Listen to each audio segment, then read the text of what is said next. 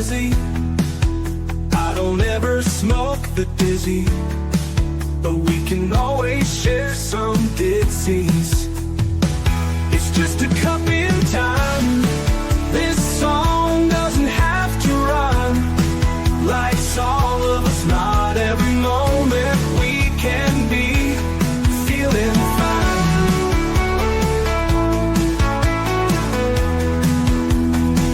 I wanna share a moment, just a second if you will, maybe even a cup of thrill. We could share this performance. It's tea time, come sit with me. Well, welcome guys, Miss Liz in the house, and today I have a returning guest and a friend and a good supporter of Tea Time. So you guess who I have in the background. I have the amazing Diann Floyd Boehm in the house, and we're going to talk about Boomer. That's right, we're bringing the little bunny back, and we're going to talk about all of that good stuff. But before we get started, you guys know how Miss Liz rolls. Get over to all those platforms: Facebook, LinkedIn, Instagram, TikTok, Lemonade, all those good other ones that I haven't mentioned. Miss Liz is on all of those as well. Check those out. But check out the podcast apps, Spotify, Podbean, iHeartRadio, Listen Notes, and go over to babyboomers.org because Miss Liz is partnered with them. If you want to be on different podcasts or you're looking for a different conversation, there is incredible podcasters there as well. So check that out at babyboomer.org. And I want to thank them for partnering up with Miss Liz. So let's get started with disclaimer and then a beautiful intro. And then we're going to get Diann here and we're going to spill some tea. And her tea today that we're serving is traveling, encouraging, and engaging. So that is the tea we are serving in the house. So get ready for an incredible night.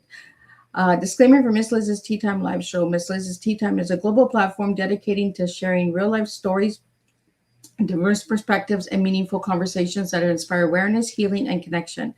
Miss Liz is going live using StreamYard. Before leaving a comment during the live broadcast, please grant StreamYard permission to display your name at StreamYard.com. Please be advised that all the content brought forward during any Tea Time show is presented in good faith. However, discussions may include opinions, beliefs, and perspectives that do not necessarily represent the views of Miss Liz or the Tea Time platform. Information shared by guests is based on their own experiences and is perceived to be accurate at the given time of airing. All guests, viewers, and participants are responsible for using their own good judgment when considering any action or decision that may relate to these discussions. Some episodes may cover sensitive topics, including but not limited to trauma, abuse, grief, mental health, and other emotionally triggering subjects. Listeners' and viewers' discretion is strongly advised. Tea Time with Miss Liz is an open discussion forum designed to offer insight, inspire awareness, and create connection. It is not a substitute for professional, medical, legal, or therapeutical advice. If you require professional support, please seek assistance from qualified professionals or trusted resources in your area. If you have any questions regarding this disclaimer or the content of the discussion, you are welcome to contact me, aka Miss Liz, directly at my email at bookingmissliz@gmail.com or visit my link tree at Miss Liz's Tea Time. By choosing to participate in, comment on, or view these live shows, you acknowledge and accept this disclaimer. Your participation is entirely voluntary. Miss Liz welcomes you to join the conversation with an open heart, and if at any time you feel this platform is not right for you, I respect your wishes and decision and welcome you back whenever you are ready. Tea Time with Miss Liz is serving truth and awareness one cup at a time. Well, welcome to Tea Time with Miss Liz, where stories, friendships, and meaningful conversations continue to grow cup by cup, year after year. Tonight's guest is not only a returning guest, she is also a longtime friend and supporter of the Tea Time journey. Someone who has continued to pour kindness, creativity, and encouragement into children's, families, and communities around the world. Please join me in warmly welcoming back Diann Floyd Boehm, award-winning international author, educator, storyteller, and advocate for kindness, imagination, and self-belief. Diann's books and school visits have inspired children across the globe to dream bigger, embrace creativity, and understand the importance of compassion and connection. Her stories are rooted in heart, imagination, and the belief that every child deserves to feel seen, encouraged, and valued. Her tea beautifully reflects her mission: traveling, encouraging, and engaging. Over the years, Diann has continued to show what generalized support, kindness, and community truly looks like, not only through her work, but through her friendship and presence within the Tea Time family. Today's Tea Time is about storytelling, imagination, kindness, and the lasting impact one caring voice can have on generations of young minds. So grab your cup and join us for another heartfelt conversation filled with inspiration, creativity, and real life tea, truth, experience, and awareness. So let me get Diann here and let's spill some tea. Wow, what an introduction. Thank you so much. Well, welcome. It is a pleasure to see you. We were talking in the background. That's why we're a few seconds late, guys. That's what good friends do. We start talking about good stuff. That's right. And time flies. And it does, right? Like Right. it's already been 6 years that we know each other. Can you That's imagine that? amazing. What a blessing. Right? Yeah. So, Diann, for my first time listeners out there, can you tell us a little bit of who you were as a little girl and who you are now? Oh, sure. Well, as a little girl, first of all, I have five brothers, though two older, three younger. So that kept me totally using my imagination and doing all kinds of fun things that one would never expect with that many brothers. And then I went to private school till fourth grade, so I had this really strong foundation in faith that I'm very grateful for. But when I was 10 years old, it was my first time to go on stage. It was a talent show. And that's when I fell in love with the audience, making people smile. And that was my first taste of story time, even though it was through music. And ever since then, I've been acting, singing on stage, storytelling when I'm in the classroom, just anything that brings delight and happiness to kiddos. That's who I am. Diann, were you a school teacher? Yes, yes. So I've taught from preschool, kindergarten, third grade classroom, fourth grade classroom, and then I was that strange teacher that learned how to use a computer, and that meant that I was going to be that weird teacher in school that was going to train other teachers and teach kids. And before you knew it, I was training people around the world in technology when it was brand new, like to the point that the internet wasn't born yet, as far as the world knew, and email was brand new, and I was like running the wiring, over 1,000 feet, from this one phone all the way into my classroom for a 24K modem. And probably today, most people don't know even what a modem is. Right, the good old dial up. Yeah, you dial up and you're like, oh my God, it's working. Well, we have a question that came into the studio. I'd like to get that out to you from Banter Show. And it is, what inspired Diann to start writing children's books? Oh, I love to answer that particular question. So again, I've always was a storyteller, and in the classroom, I would use storytelling no matter what grade I was teaching to make kiddos feel comfortable with something new they were learning or inspire them that they can do it. And then one day, I was out in the garden and I was pulling weeds and all kinds of stuff. And this little voice said, "You need to take your stories and put them to print." So I came inside and I listened to the angels and I wrote my first stories down. Those aren't published. They were sort of my beginning to take root. So, Diann, what was your first children's book that you wrote? That was a really great one. The Little Girl in the Moon series. So Oh, the Moonlings, which I'll probably relaunch again in about a year or so. I was in a transition of relaunching the books that I have now out because both the publishers I had ended up having to close down because of illness. So luckily, Plum Creek Press picked me up. And of course, I'm still with OC Publishing for my young adult historical fiction and a couple other books. So I feel very blessed. Two publishers. we have another question here from you from Living in Green TV. How did traveling around the world influence Diann's storytelling? Oh my goodness. First of all, I I discovered that the beauty of the world is how much we are alike. We might have different faiths, we might eat different kinds of food, we might dress differently, but what we have in common is that we want to, especially if you're a parent, right, of sound mind and body, you just want your kids to be happy, you want their tummy to be full, and you want a nice warm place for them to go to sleep. And no matter what type of stories you tell, all kids just want to laugh. And so it's really kind of fun. So whether I'm in Africa or Denmark, no matter, or the UAE, wherever it is, the similarities for children, they're the same. They love life, right? Absolutely. Well, Diane, we have a question that came into the studio, and it said, what inspired you to begin writing stories that focus on kindness and imagination? Because that's who I am. I know who you are, but I was that little girl, in today's world, kids have so much, in most places. But in my world, especially when you have 5 brothers and your parents are trying to put food on the table, you made, you made mud pies, and you used your imagination with mud pies, right? And sometimes I enjoyed mud pie, even though Mom and Daddy ended up getting some Play-Doh for me. But I don't know, there was just something kind of cool working with my hands and the dirt and so forth. But I was always making up songs, rubbing my kitty cat or my doggy and saying, "Look at the stars. Don't they make you smile?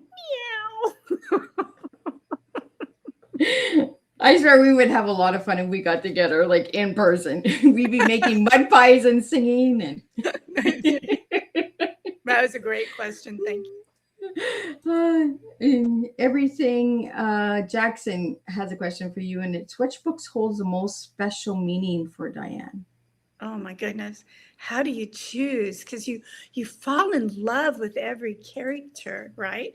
So in the children's book world, I mean, I'm so excited right now about my new character, which is a bunny, Boomer, that we'll be talking about later. But then again, the little girl in the moon, I mean, she's always using her imagination, and basically she's me. And so I love her. And then in the young adult historical fiction, those 2 books that OC Publishing put out, they're about the life of my grandma Ruby in her younger days. And that's all about helping young people to inspire to go after their dreams. So I know that's not, he just wanted a one answer, but how do you answer when each one becomes part of your soul? Right? And they're like all your little babies. Like, which one do you pick? I know. Yeah. Well, let's bring up Boomer, because you talked about Boomer, and I love Boomer's name. What's the story behind Boomer's name? So this is the bunny that you were talking about. Tell us a little bit about Boomer. Isn't Boomer adorable? Well, when my grandson was about 2 years old, and I showed him Boomer and what the book was going to be about, and I go, but Boomer didn't have a name yet. I mean, this was just in the making. And I was like, okay, so my bunny needs a name. And my grandson was 2 again.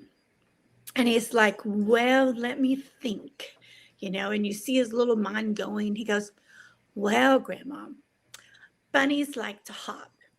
And I want my bunny to go boom, boom, boom when he hops. And so I think he should be Boomer. And of course, I fell in love with that because I'm a baby boomer. So Boomer it is. But isn't that amazing that, a 2-year-old would just go boom, boom, boom. I like that you threw that in, that we're baby boomers, right? Totally baby.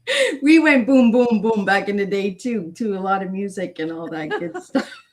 But don't even get me started dancing. I could be ready to just crash. And then you put that music on, and Elvis and I, we'll just have so much fun, or the Bee Gees, and I'll just come alive and dance your heart out.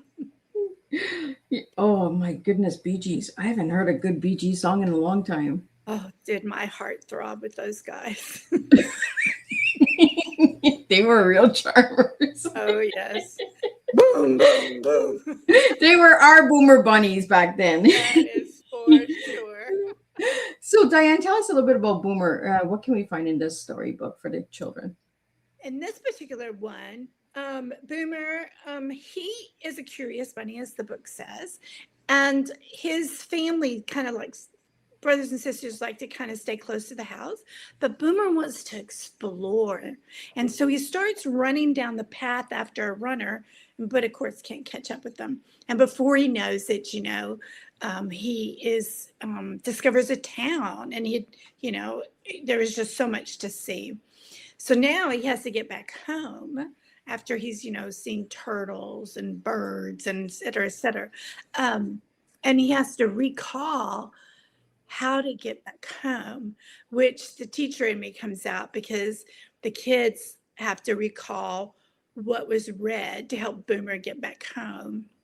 And so it makes for a fun time for going on a journey with Boomer, and at the same time helping Boomer get back home. And I have this phrase, to see what he could see.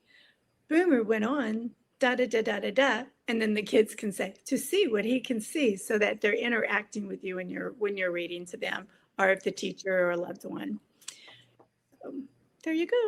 And I have a new book coming out, and it's going to be Boomer Hears the Forest. So then the kids will discover, and not many people know about that yet. So there you go.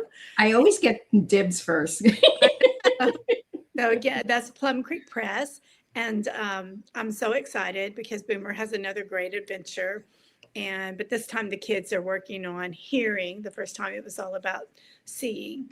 And again, they have to help Boomer get back home. So actually, I have about 5 stories written. So these are the first 2 released. So yay! Oh my goodness, I can't wait for Boomer's Adventure in the Forest. That should be a fun one. We have a question here from Bob for you, Diann, is how can storytelling help children build confidence? Great question. I love that question. Confidence is so important to kiddos. And if they see Boomer can make it back home and they help Boomer get home, then that's building confidence that they can too. And any of the books that I write, I'm inspiring peace or kindness or love, especially to love yourself just the way you are. To me, those strengthen confidence within inside their heart. And that's an important thing to me. Diann, why is this storytelling so important for children today? Another great question. I'm passionate about this, and it's because anytime storytelling is important, because it's been since the beginning of time, right? But in today's world, with being bombarded with so much iPads and technology taking over your brain and someone else doing the imagination, it's important to have this quiet time. Either you're helping create a story, or someone's reading to you in your mind, seeing the story. And that is so important for brain development, but also for the kids to strengthen their ability and imagination, which is extremely, extremely important to me. The brain development is so important. I think, Diann, imagination needs to come back, right? We need to have those imaginary friends come back and have some good adventures and explore. And that kind of goes into your tea, because your tea that you gave me was traveling, encouraging, and engaging. But I'm going to throw the word exploring in there as well. So tell me why you gave me those words for your tea this time, Diann. Well, I had to look up all my different teas first. I think it's like 5 times you've been on Teatime, maybe 6. I've been so blessed. But exploring has been used in tea before, so I had to really think about it. So I went with encouraging, because that's what my books, I want them to be, is encouraging. And so, I think I cover all that. I don't know. What do you think? The exploring we have, but we're talking about the bunny exploring again. I think that's why I threw that word in. But the words that you gave me this time was traveling, encouraging, and engaging. And you do travel a lot. So let's talk about traveling first. Sure. What would you like to know? So where have you traveled to, and where is the best place for a cup of sweet tea? That's a good one. Down south for sure in America. I know how to make sweet tea. But as far as, again, it's one of those things, how do you choose your favorite place in the world? Because every single place, including the United States, has so much beauty and so much to see. I loved going to Tunisia and seeing the ruins in Rome. You know, it's the time you can actually step back in time in your time traveling. I remember taking a picture right there where the chariots were having their races.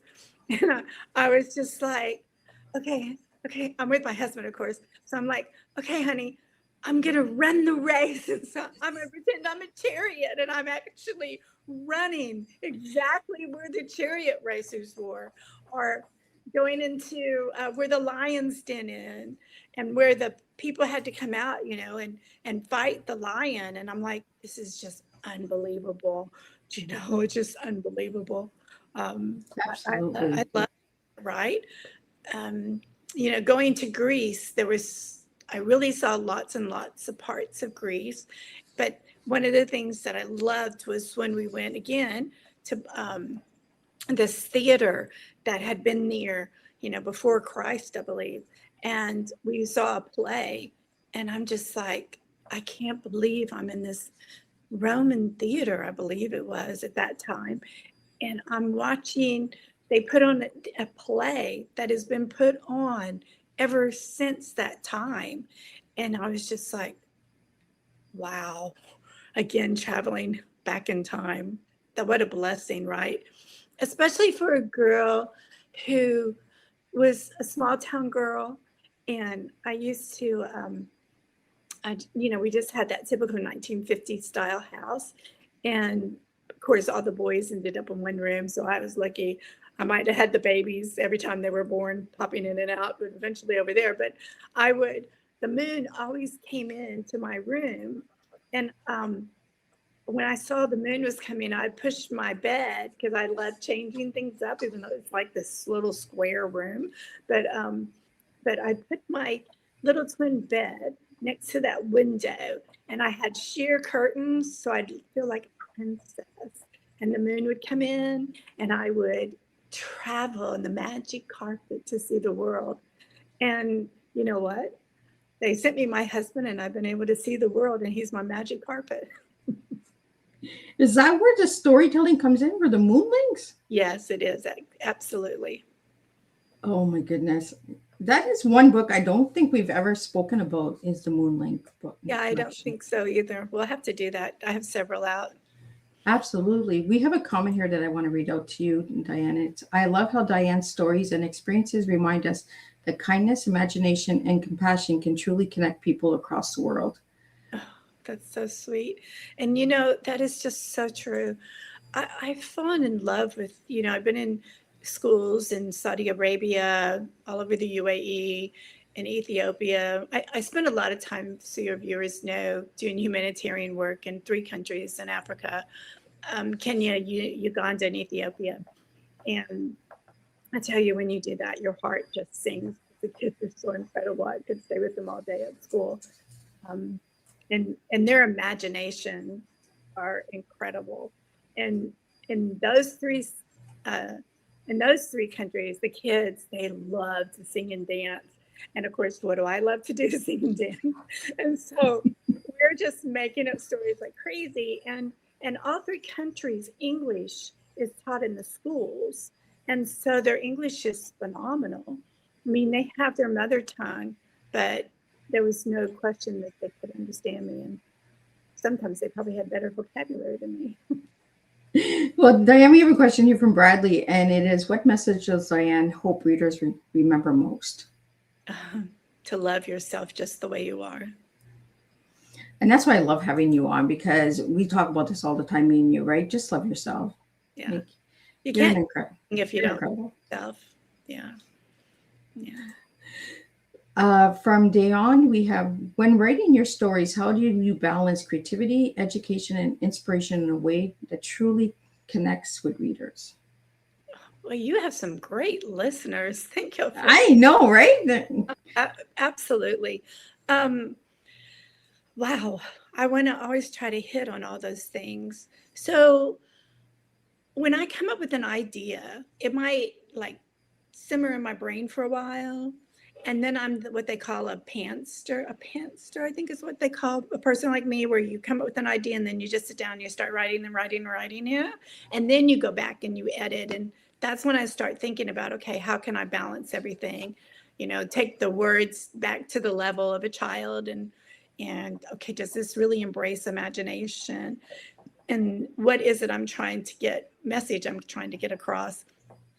So that's when I start coming up with the balancing act that they just asked.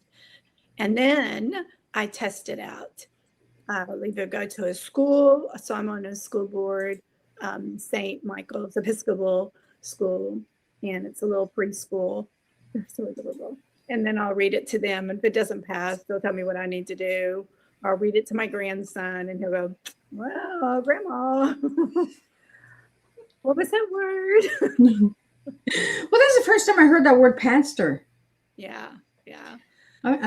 You know, going back into the childhood, right? When we're writing and thinking, I use children's books to teach my grandchildren how to be nice to each other and how to express each other with the words, right?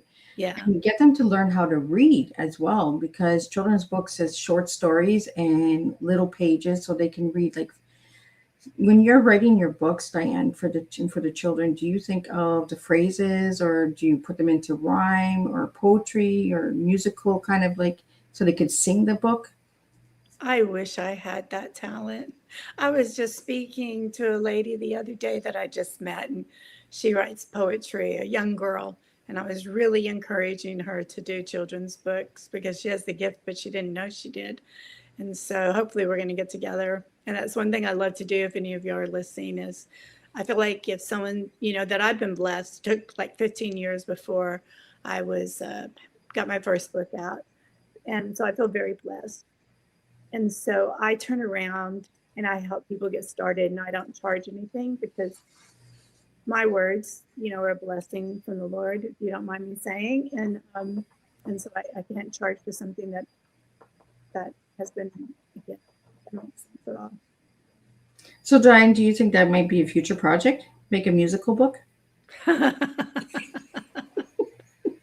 Possibly, if my grandson has anything to do with it. We're always making up things, but no. I mean, sometimes I write a story and I have to really either shorten it or rephrase something so that it's an easier to read. My books so far, sometimes I write too many words, and I really can't stand children's books that have too many words because it's overwhelming, or a children's book that has so much art that it just blows my mind and I can't concentrate. So simplicity is I'm all about. But I do believe that I try to write books that if a loved one or a teacher is reading to them, that they can understand the concept. And from there, eventually, they'll be able to read it. But I also look for illustrators who are going to understand that I want the pictures to be a standalone, so that the kids will love the story so much that they don't worry about what my words are. They look at the picture and they create their own story. And when a parent allows a child to look at the illustrations and come up with their own story, that goes back to what one of your listeners asked about confidence. Because if the kids start making up their own stories, then you're building confidence. And that's something I do with the young children all the time. Like sometimes if I go to a school and they're young kids, and before I even start reading, I go, let me just show you the pictures and tell me what you think the story is about. And let's just have fun with it.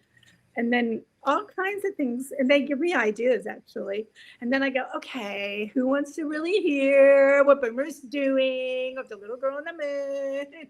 And they're like totally into it because they've come up with their own story. I like that, you know, and I like I'm going to bring Boomer back up because I want to show everybody this cute little bunny. How simple he is, right? You look at the bunny and you can imagine what adventure this little guy is going to get into and what he's going to find. And you just shared a few minutes ago that there's a second one coming out. Boomer Sees the Forest, I think you said. Here's the forest. Here's the forest. Oh, that one's going to be interesting. Seeing and we have hearing, so 2 senses.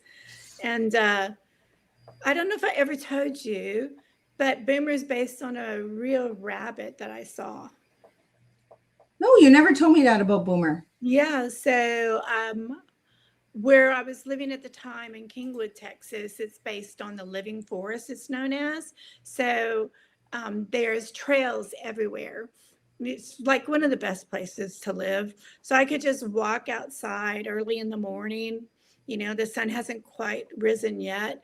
And I discovered, this is when we first moved there, that all the critters they're up before the adults. And I discovered on this path this one little bunny, and they'll have places for people to sit. And he just happened to have his home next to where I could sit. How kind of him. And then I discovered, and I like to think it was the same bunny that I was watching for about a week. And that's where, you know, I got the whole idea. I thought, I'm going to start watching him. And so sure enough, you know, I saw him stop and he saw a bird, and then I saw him stop and he saw a turtle over the bridge. And then I saw him work his way back home. And I was like, thanks, Boomer, for the story. You just never know what those animals are up to, right? They got adventures going on left, right, and center. They do. And what I tell the children is that, look, when you're out walking, you know, don't have your parents give you a phone or anything. Just start watching, you know, for the lizards and the doodle bugs, you know, or some people in the schools call them roly-polies, depending on, you know, are you living north or south of the state? And I go, you know, even watch the ants, and they're like, what? You know? And then I tell them about the little ants that carry leaves all around and all this, and they're like, what? It reminds me of that children's song, "The Ants Go Marching One by One, Hurrah!" Oh, yes, that's good for you. That's right. But just be aware, right? Be aware. There's so much beauty in the world. And Absolutely. The thing is, if the, like when I go to schools and read, I also ask, you know, if you wanted time to have the parents come, and I'm happy to talk to them too. And I get so excited when I get to talk to parents and say, okay, do y'all need, you know, let's talk about tips for reading to kids or whatever. And parents are always, I'm always so excited that they were interested, right? And I go, just enjoy the surroundings. And I would get emails back going, you know, I haven't stopped to just listen to the world. But you know how I got them to think like that? How? Are you ready? I'm ready. I had cups that I had put a little bit of Diet Coke all in it, right? Oh. And then I was like, okay, drink that. And they would just go, and then I go, okay, now here's another cup, because I already had it all poured out. And I go, now I want you to take this next one. I just want you to take a sip and let your tongue and taste buds work and tell me the difference. And they go, and I go, that's just the same as when you're walking outside with your child. Now you pay attention and listen to what's all around you. And they're like, it's amazing when you slow the mind down, right? And you just exactly. take the moment in. But wasn't that a great trick? I was really proud of myself. That's kind of like my Oma when she gave me that tea, and she's like, no. And I was like, oh, what did I do wrong? Don't drink that tea so fast. And then she gave me a bunch of words, and I was like, what's these words for? I only got to know what the words meant when I was in my 30s, guys, but. Yay for Oma. And that's why tea time exists, because of Oma. So, you know, when you said the Coke and the sipping and all that, it reminded me of my Oma when she said, no, try this again. Okay, we're going to have a second cup of tea, and we're going to do this the right way. Right. What a blessing. We have to pause, right? Sometimes in life, we just got to slow the mind down so that we can actually see what's around us. Right. Well, we have a question here from Olivia for you. It is, how does Diann balance creativity with real life experiences? So much of my real life experiences is part of creativity. But that's such a great question, because you go shopping, you got to buy eggs, you're right. You have to think about what you want to make. And then before you know it, you're like, I wonder if I throw this spice in, what would it do to my husband's taste buds? What kind of mood am I in, right? You get cinnamon or nutmeg today. Where are we going with this? No, you go shopping like I did just yesterday, actually. And I'm trying on different dresses. And I'm like, yeah, I realize that's really for, a 20-year-old, but man, I would have worn this at 20. I'm going to try it on anyway, right? And then I'm like, okay, I'm going to remember this so that if I ever have a character for a young adult, what that felt like again, because it brought back that memory of being 20. And actually, if you saw my pants right now, they're these lovely jean material, but they're pink with red polka dots. And I just have to have them because I'm like, yes, the 70s clothes are coming back, right? And I'm like, I don't care what anyone says about my age. I'm wearing these and I'm going to show these young ladies how you wear them. Now I know why you said you got to just buy those pants sometimes. You were talking about the pants you're wearing. And again, to me, that creativity is bringing back that moment of those hip huggers and midriffs and isn't that what they called them back in the day? Hip wavers or yeah, when I was a toothpick size. But now gravity's taken over and everything's around my knees. There was one tea time we did together. I think it was the third tea time we did, and we talked about the polka dot bikini. And tonight you have polka dot pants on. I forgot about that. I love polka dots. I'm such a sucker for polka dots. I'm gonna at one day. I haven't found it yet. I know I gotta find that bathing suit polka dot bikini just so can I put that song on. Just go back and play, right? Yeah, it's a fun one. She wore a itsy bitsy teeny weeny. It's another polka dot bikini. Right. All of my listeners out there know what song we're talking about. Go out and check it out, and just dance around, have some fun. Yeah. Maybe that's a trend we need to bring to TikTok is bring the polka dot bikini. I grew up with Elvis because my Aunt Pat loved him so much. And so if you went to visit Grandma and Aunt Pat, you were always going to hear Elvis. And so when you said that, I would also say, you ain't nothing but a hound dog for riding all the time. We're bringing some old tunes, guys, to you. That's just Boomer brought it all out of us, right? It was that baby Boomer time. We just got to boom, boom, boom sometimes. That's right. Diann, we have some comments here and some more questions for you. Let me get them to you. This one's from Luxury Rental Doctor Show. Diann's passion for inspiring children through storytelling is powerful, and it's wonderful to hear how creativity can bring healing and hope to communities everywhere. The next one's coming in from Mario, and as someone who inspires self-belief and creativity, what advice would you give to people who are afraid to share their stories or pursue their creative passion later in life? Oh my gosh, I love that. Thank you both for everything you just said. So, okay, I'm a storyteller. What can I say? So I want you to imagine there was not a shy bone in my body in high school, but at the same time, I was extremely timid because we had changed schools, and I didn't think I was pretty or anything, and there were so many gorgeous girls and all that stuff, and I was always getting in trouble in creative writing or any writing because my teacher would say, I love all your thoughts, but you think faster than what you are writing. So there was all these run-on sentences, and I had super long hair, and she'd pass a paper back, and I'd be like so excited about this creative story that I wrote, and it was covered in red ink, and I would just be like this, and the tears would just start rolling down, because I thought I'd really succeeded. And so I thought, I'm never going to make it writing. But I knew how to tell a story.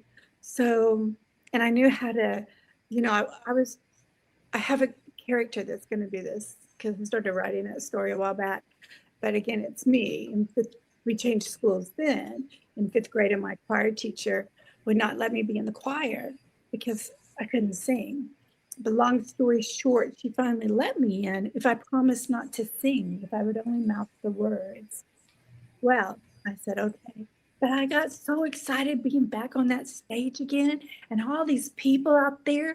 Like, how on earth can you not sing when the teacher has you singing, Hey, Look Me Over? Now, again, I don't know if you know that song, but it's like, hey, look me over, lend me an ear, fresh. And I'd be mouthing it. And then before I knew it, la, la, la, or singing Chim Chimmery. And I go, Chim Chim.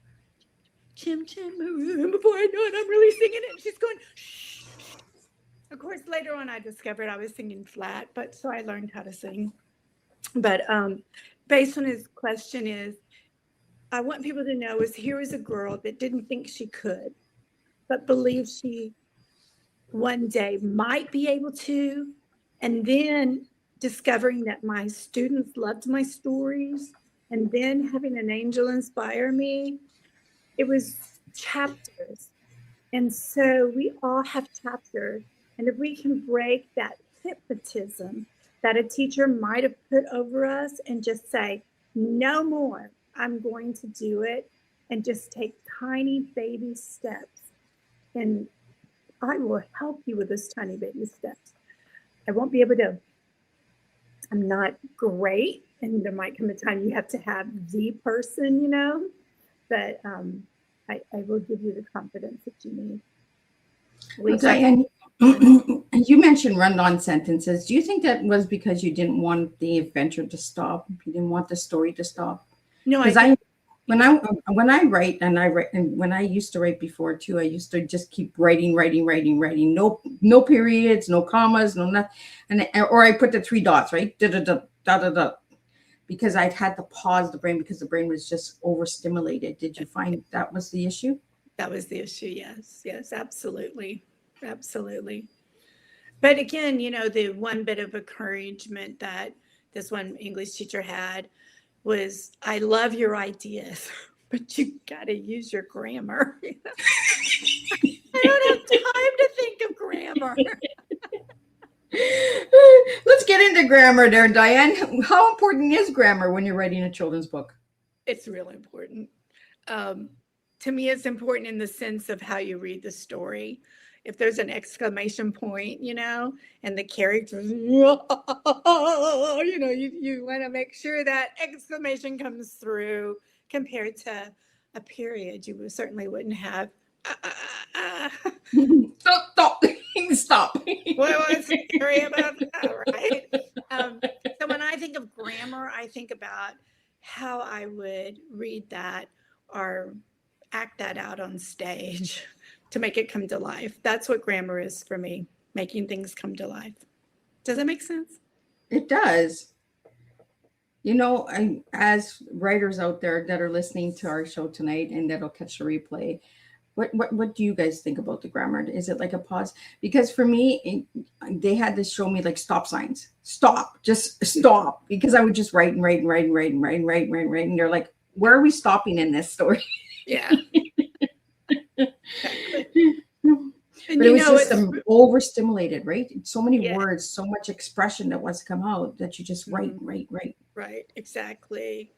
And you want to, while it's so fresh in your brain, you want to get it down because you don't know what's going to come next from your brain, right? You're right, because our brain is just so busy in there. Yeah, exactly. Singing, dancing, and playing. Yeah, and which takes me to that blank page when you're in school, or even today as an adult. Okay, I'm going to write, and you sit down at the computer and you're staring at a blank page, or I like to actually handwrite things still. And, now I don't have a problem with the blank page, but do you remember in school staring at that blank page and you look around and all your friends are writing and you're like, I don't understand. How do I put this pen to the paper? Yeah, exactly. And you're like, come on, brain, But now I tell people, just believe in yourself. Don't worry about a title. Just write 1 sentence. And tomorrow, write 2. The next day, write 3. And it's going to come.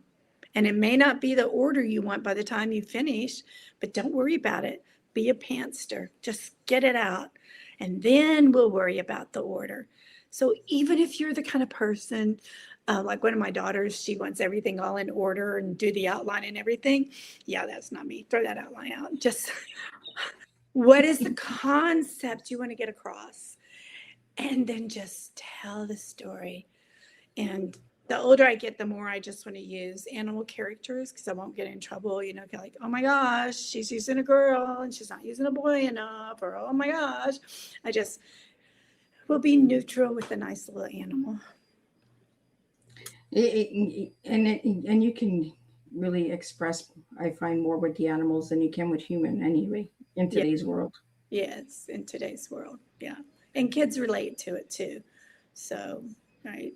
They're so used to seeing turtles talk and whales talk and so forth. So again, imaginations. I remember once I showed my grandson, I just have one grandchild. He had only seen cartoons. And so I put on YouTube and I put on Lassie because I loved Lassie. And he stood up and he walked to the television. He goes, Grandma, those are real people. I go, I know, I thought you'd like that. And that boy, Timmy, he looks like me. Because he was so used to kids putting on a cape, and covering their face or being able to turn into a turtle or something. And here was a story that was like, he could relate to a mom, a dad, a dog. That's just like me. So I think that's important. That sounds like a good title for a children's book. That's just like me. It does, doesn't it? I have to think about that. Thank you. Yeah. I can see you writing something like that. You always are so inspiring from the show. That's how I always get the first dibs on all of the boomers and all of the good books that are coming out. But we have not talked about moonlinks, and we're going to have to talk about that on Tea Time. We have a question here for you. It's what role does imagination play in emotional growth? Oh, I like that one. Oh, I like that one too. I might have to really think about that one overall. But I would like to think, and I'm not a psychologist by far, but I do believe that when a person uses their imagination, that emotionally they will grow because their imagination based on what they're thinking. So let's say, butterflies, because I've done this before with my grandson, catching imaginary butterflies. And he at first, because again, he was like 2 or 3 and he was like, what? But we took these little nets, and we caught imaginary butterflies. And before you knew it, he was ready to go in and scribble, but for him drawing a blue butterfly and a blue and yellow butterfly. And that made him feel so comfortable, where before he really didn't want to pick up a crayon and fill the page up. But by imagining and experiencing that, it made him want to go draw it. So I think that kind of brings out the emotion of confidence. What do you think? I think so too. And I like that question. Thank you for bringing that question in that's tonight. A great one. Another question just came in is, what message do you hope children carry from your books, Diann? Again, depending on the book called Peace is all about peace and love around the world. And so for that one, it's all about loving someone and hoping that around the world there will always be happiness and love. In the little girl, the Moonlings, depending on the story, because there's about 4 books out, that's always to love yourself just the way you are. So my books are all about kindness. Harry the camel, that's, he gets lost in the desert and Harry saves them and he discovers that there's no place like home, So anyway, but again, each one in its own little way. It's all about loving yourself in a special, special way. I think that was the first time you were on Tea Time was with the camel. I think it was. Yeah, I think you're right. And then it was Grandma Ruby's book. Oh, yes. I'm very passionate about those. So if anybody would like to hear any of the past tea times that Dianne's been on, go and check out season 3, 4, 5, and season 7. I believe she was on season 2 as well. I can't remember. She's been on multiple times, and every time we bring a little different flavor to the table. So if you're enjoying this tea time tonight, you can go and check out those other tea times in the playlist on Miss Liz's YouTube channel. Dianne, I have some lightning bolt questions here for you. So let's see what we can get from these. The first one I have for you is one word that defines your mission. Kindness. Imagination or reality? Which needs more attention today? Imagination. A moment that touched your heart deeply. When I that has to do with children and books. When I received my very first picture from a child of one of the characters I created, I knew then that I was supposed to be writing books. Oh, never heard that story. Yeah. What character did they draw? Harry, the camel. Oh, I still have that picture. oh my goodness. That's when you know it's meant to be. Yeah, that was because I was making this transition, right, in life. So that was my moment that let me know I'm supposed to do this. Absolutely. And I love the writing style that you do because you do serve not only children but adults as well, like with Grandma Ruby's book, Thank you. right? And we talked about this before we went live, like the vintage, the style, the classic, the hats, the scarves, just the way we dressed and took care of ourselves. We presented ourselves in this elegant, fashionable way, right? Mhm. What memory do you have that stands out the most? Like a hat, a scarf, a dress? I have my Grandma Ruby's coat. I have two of my mom's actually, but my Grandma Ruby's coat, I asked Mama if I could have it because Grandma Ruby wore that coat as long as I can remember. And I can still see myself walking with her to the bus stop because people rode the bus back then, and holding my hand, and I felt so safe and secure. So when I wear her coat, I feel like I'm wrapped in Grandma's love. Oh, That would make a does good it? story too. Right? We're just going to do a bunch of books from tonight's tea time. We'll just keep this tea time and we're writing a book for this and a book for that. And that's how it's gone. And that's all I do is I just put little bugs out there. And then all of the guests just write incredible books. And then they come back and we have these incredible conversations. Another lightning bolt question for you is what does kindness look like in action for you, Dianne? Sharing. Do you believe that we share enough today? In some places we do, in some places we don't. I like to think what my husband and I do, we're sharing a lot with the people who need it. In my church, we do so much of collecting diapers and food and raising, garden and sharing food and coats and so forth. But I'd like to see more of it. And what would you tell your younger self today? That you're going to make it. It'll be okay. You're going to make it and it's going to be okay. Because you go through that stage where, you have that, your body's changing. You have it's called squirrel face and buck tooth and you can't do anything with sports. So you do nothing like your brothers, right? And you just think, oh, everybody hates me, right? But I made it. Music saved me. And what final message would you have for everybody tonight, Dianne? Listen, to believe in yourself. When you go to sleep, give thanks. And then when you wake in the morning, give thanks that you opened your eyes.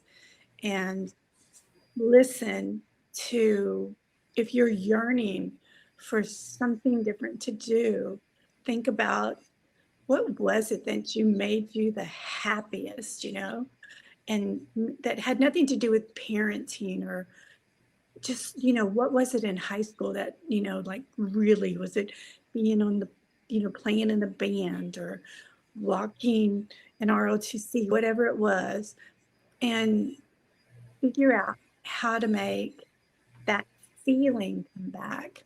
And generally, you can do that through writing. And Diann, if anybody wanted to reach out to you to have them on their podcast, on a show, radio, all that good stuff, or get your books, where could they find that? Can always find my books on Amazon, but I really like to promote local bookstores. So all you have to do is know the name of my book or look at me up as an author, and you can order the book and they'll have it to you pretty fast. And but as you can see, if you're listening, you can't see it. So I will spell out my website. Diann, I spell different. There's no E. So it's Diann Floyd, which is my maiden name, Floyd, Boehm, Boehm, as in Mary.com. And you can find me there. And make sure you sign up for my newsletter and shoot me an email and, let me know that you listened to Miss Liz, and I better keep my promise of what I just offered. And here I've been saying Boeing, and it's Bain. Yeah, that's okay. I'm so used to beam, bang, bomb, boom. Being Listen, when I first met my husband, I thought, man, I'll never marry this guy. He didn't know how to say his name right. But then he turned out to be the kindest, smartest person I ever met. And we're about to celebrate 48 years, so I feel extremely blessed. Wow, 48 years is a long time, eh? Yeah, 48 years to put up with me. We have a great partnership. Oh, Diann, I really want to just thank you for joining me tonight. And for all the listeners out there, thank you for tuning in and joining in. Before we wrap up, we got a couple seconds left. I just want to get it out there. Diann, you gave me your favorite color, blue. So tell us why blue, and then I'm going to do a final wrap up of what tonight's tea time is. Okay. I love blue because of the sky. It's so calming. It's so cool. And I love it. At least in Texas, I live close to the coast, so we have big, giant, puffy clouds, and the closer you live to water, the puffier the clouds are. And so laying down and looking up at this blue sky and then seeing a puffy cloud go by, how can you not love blue? Absolutely. Well, thank you so much, Diann, for joining me tonight. Thank you to the listeners out there. I could not do this without you guys. I'm just going to do a quick wrap up of what tonight's tea time is, and we will be back tomorrow with 2 new tea times. We have 2 incredible guys joining us. And then on the 28th, we have the final 2 for May. Be sure to check out Miss Liz's press release for June's lineup. There is 25 guests coming in June, so we are super busy in June. Check that out as well.